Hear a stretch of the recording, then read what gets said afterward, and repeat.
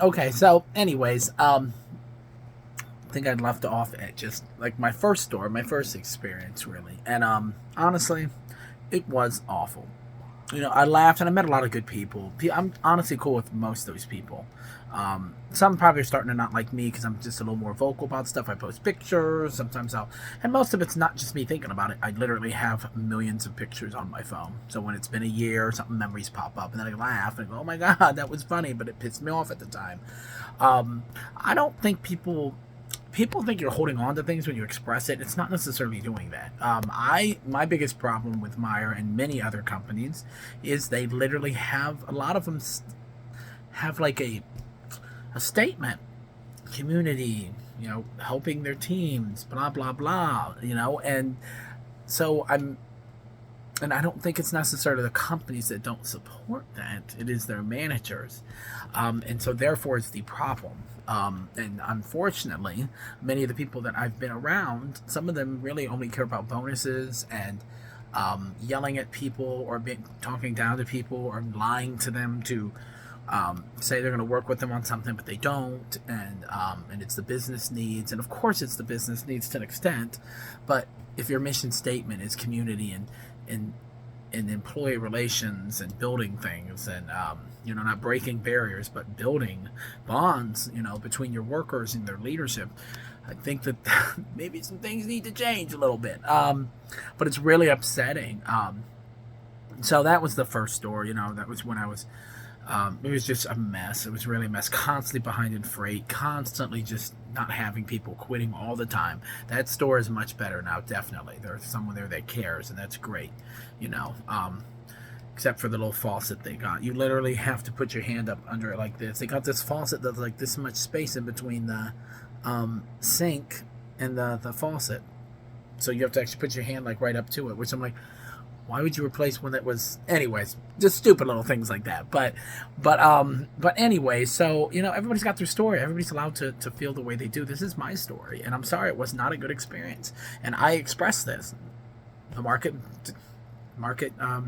what the district market without like market manager, whatever, I don't know. But anyways, so the market director, knew, store directors, I'd let them know. They told me. I've expressed myself. I'm not a quiet person. I'm not shy. Sent stuff to HR. And then, even like a month ago, I sent something to their corporate office just to kind of let them know about my story and how it really made me really, really upset. So I get to my second store, and and my boss, and I love him, and me and him are cool. I don't have a problem. He never really experienced mental health issues. He doesn't really know about a lot of the things that me and a lot of other people struggle with, so he didn't know how to relate to that, and that's fine, because some people don't know, and that's fine. Obviously I have a job to do, and I'll do it. But that was hard for me sometimes, because you try to express stuff, but they don't know. So when you're talking to them, you feel like you're talking to a wall. And one of my biggest things, where a lot of people say, "Why didn't you do this?" or "Why didn't you do that?" I don't feel comfortable talking to these people. If you don't know what suffering is to an extent, why would I want to talk to you? The one store director, I even told him, so somebody threw a big blue pallet down this huge hole in the wall that compacts everything.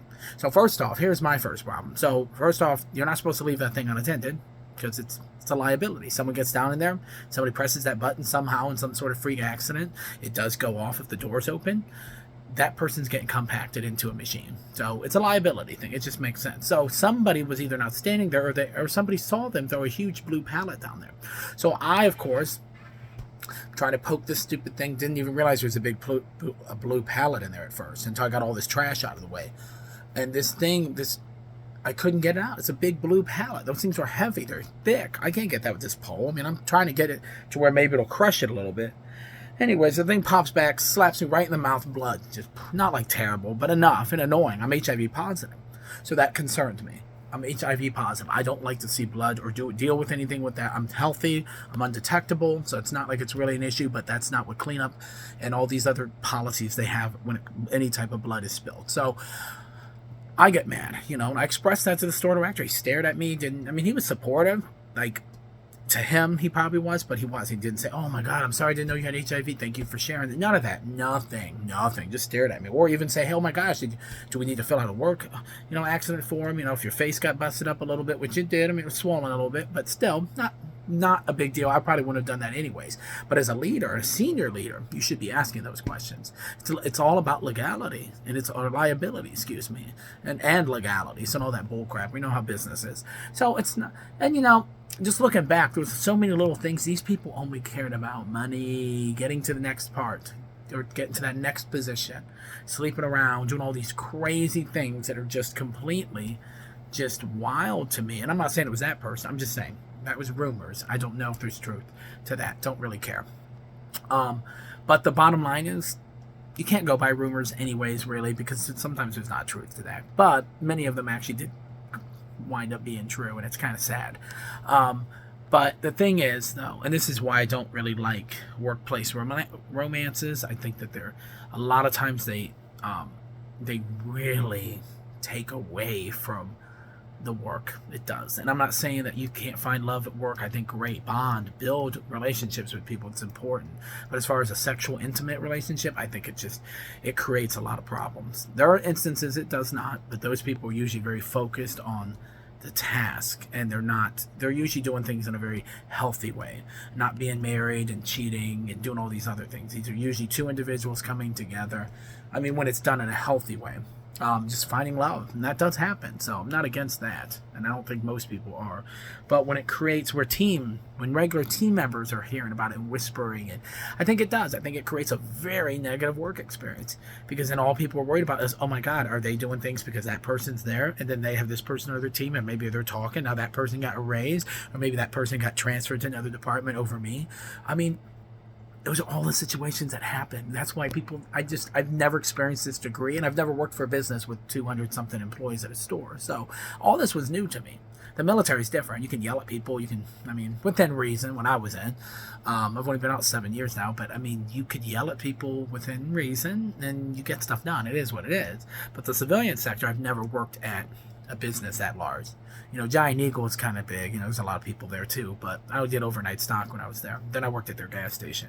So I never really worked at that. So to see this many people together, I forgot how easy it is for people to meet and all those things. But yeah, it was just crazy to me. So that, I don't know. I guess the point on this video really is how do you bring solutions to leaders when you don't feel comfortable talking to them at all? I would bring stuff up, really, really serious stuff that had to be dealt with. But as far as my thoughts on some things, I didn't know how to say things to people. How do you say things and let people hear your voice when you don't trust them and you don't feel comfortable with them, especially when you hear about all these rumors. That's another thing. Even if the rumors aren't true, if you're doing anything that people feel could be, true, man, it just creates such a crazy work experience. I've never experienced anything like this, and I hope to never again. I don't want to. It was toxic to me. I just did not enjoy it overall. I learned a lot I'm grateful for it in the long run, because it gave me experience for something that I never experienced before, and I think that's important as a leader. But I think a lot of people don't get that, and a lot of people don't believe the way that I believe, and that's fine. I don't expect you to. But you can't tell me my story's not true for me, and you can't tell me there's not. I can tell you right now, there's a lot of people that were there, a lot of people that's seen it and that would agree with me. So, not saying everybody would, but a lot of those people are, maybe part of the problem, perhaps. Maybe not. I don't know. Maybe some people just have a completely different mindset on these things, and that's fine. I respect everyone's opinions, because they're opinions. We're allowed to have them. But I just know my truth, that this was not a good experience, especially not as a leader, a new leader coming to a company and all these wonderful things that are said, but I didn't experience it. Just getting stabbed in the back, talked about. Not saying I wasn't part of that too, because when the fire started going, I definitely added fuel, because I just was sick of it. I really was. You get old, it gets tiring, it gets old. Who wants to go to work like that? I don't. Most people don't.